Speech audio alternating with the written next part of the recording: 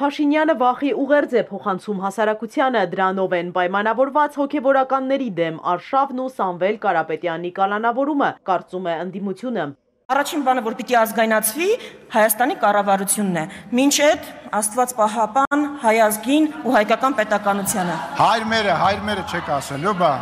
Հեթի ազգայնացումը հարվածելու է մեր երկրի ներդրումային միջավայրին։ Էլինար Վարդանյանը զուգահեռ է անցկացնում աշխարհում ընթացող գործընթացների ու մեր երկրի օրակարգի միջև։ Դուք adekvat եք, երբ այս ամբիոնից գալիս եք եւ հոխորտում եք սեփականության ազգայնացման մասին։ Ես չեմ կասկածում, անելու եք, խլելու եք, եթե դրան զուգահեռ այդ ներդրողը մի հատ էլ չալարի ու ուսումնասիրի գործադիրի ղեկավարի Facebook-յան էջը կհասկանա, որ երկրում ամեն ինչ այնքան անլուրջ է,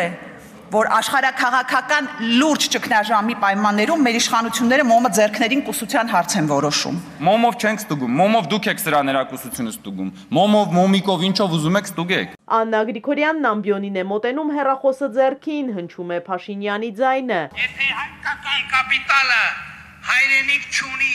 Հեղափոխությանը հաջորդած հանրահավաքներից մեկում վարչապետը խրախուսում էր Սամվել Կարապետյանի ներդրումները մեր երկրում, հիմա իրականությունն այլ է։ Ձեր ոգի փառավորվեց, տոնում էիք երեք։ Ես վստահ եմ, որ Ալիևը տոնում էր, որովհետև տարիներ առաջ հետախուզում էր հայտարարել Սամվել Կարապետյանի նկատմամբ։ Տոնած կլինեիք, այդտեղ կասկած չունեմ։ Գրիգորյանին ընդհատելու համար մի քանի պատգամավոր նախազգուշացում ստացավ։ Նրանց թվում Նարեկ Ղահրամանյանն էր, որն Աննա Գրիգորյանի պես ծնունդով կապանից է։ Այս իմ զեմլակները այսօր որոշել են հատուկ ինձ արձագանքել, տենց հրաման ունեք։ Խնդրում եմ Տիկին Գրիգորյանի զեմլակներին լռել։ Եվ հերիք եղավ զեմլաչիստվայով զբաղվեք եւ ռուսերեն բառեր օգտագործեք։ Ելույթի վերջում Աննա Գրիգորյանը հորդորեց չվախենալ Նիկոլ Փաշինյանից։ Մի վախեցեք մարդուց, ով ինքը ոտից գլուխ վախերի կծիկ է։ Վախենում է սեփական աթոռը կորցնելուց։ Որևէ կերպ չվախենակ։ Ես չեմ վախենում, 100,000-ավոր մարդիկ չեն վախենում եւ իսկապես չկա մի բանդ, որում կարող եք տեղավորել 100,000-ավոր մարդկանց, ովքեր պահելու են իրենց ինքնությունը, ովքեր լինելու են եկեղեցու կողքին։ Պարզվում է իշխանությունը հիմա զրոյից վերակառուցում է նախկինների կառուցած դպրոցները ու էլի առաջ է բերում հին ու չմոռացված թեման, ամեն ինչում նախկիններն են մեղավոր։ Ու հետո այն մյուս դաշնակն էլ Գեղամը, Մանուկյան, գալիս է այստեղ ասում է ես խոսում եմ հազարավոր զինվորականների անունից ու բանակից է խոսում, որ էլի պղծել են։ Տոտովսկի քո անունից չես կարում նորմալ խոսած, դու ո՞ս կարաս հազարավոր մարդկանց անունից առասարակ խոսաս։ Ու բանակից հեռու մնացեք առասարակ, դուք չեք զանգում հրամանատարներին պատերազմի օրերին աղաչում, չգիտեմ ինչեր խոստանում, որ տանկերը պտտեն դեպի Երևան։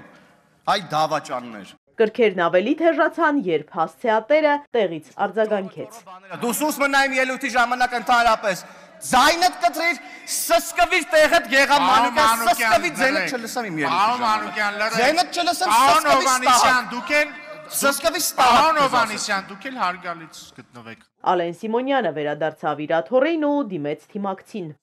Նախ մի հրարեք իրավիճակը դահլիճում։ Եվ խնդրում եմ հարգալից խոսեք,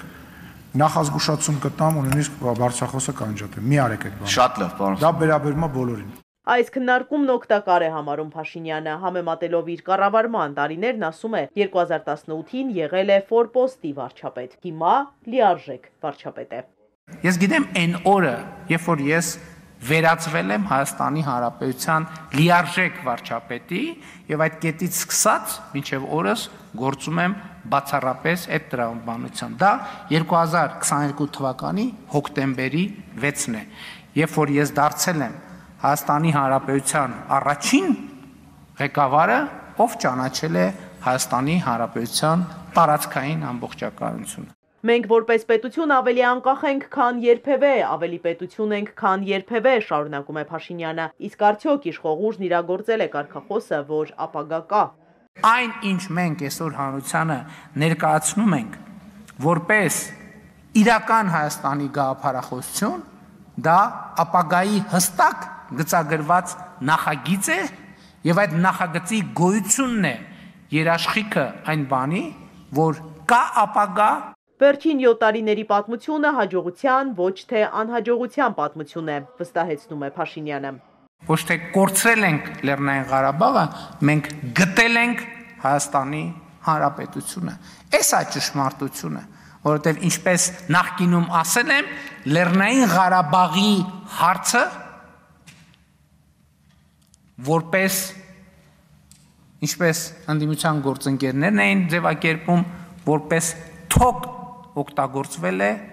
որ Հայաստանի Հանրապետությունը չգտնվի, Հայաստանի Հանրապետությունը որպես անկախ եւ ինքնիշխան պետություն չկայանա։ Ու նորից եկեղեցու ու կուսակրոնության մասին։ Մոմի գործին նայողը կաթողիկոսի աղբոր տղան է։ Կաթողիկոսի չէ, Կտրիչ Ներսիսյանի։ Ամենամեծ թեմի առաջնորդը Կտրիչ Ներսիսյանի եղբայրն է։ Այն մյուս թեմի առաջնորդը իր քրոջ որդին է։ Իսկ վերջում Փաշինյանն ասում է, թե ինչ է ուզում մեր ժողովրդից, ցանկանում է, որ մենք ճանաչենք աշխարհը։ Իզաբելլա Հովհաննիսյան, Հարություն Հովսեփյան, Էպիկենտրոն։